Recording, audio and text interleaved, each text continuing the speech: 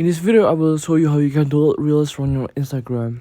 And how you can download those reels that if you cannot download it from by pressing at the three dot there, you cannot see the download button. I'm going to tell you a trick. The trick is just by screen recording it, just by pressing this, just by swapping down on the control center and press on screen record.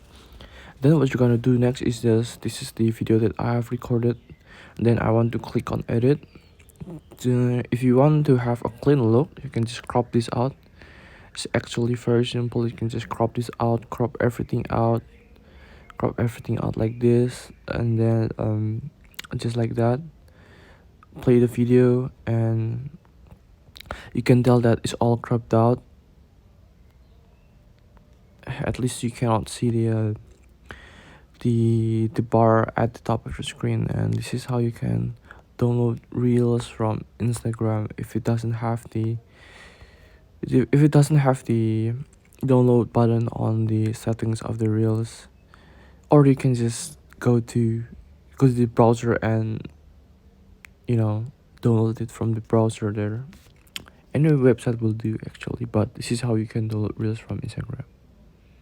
Thank you for watching.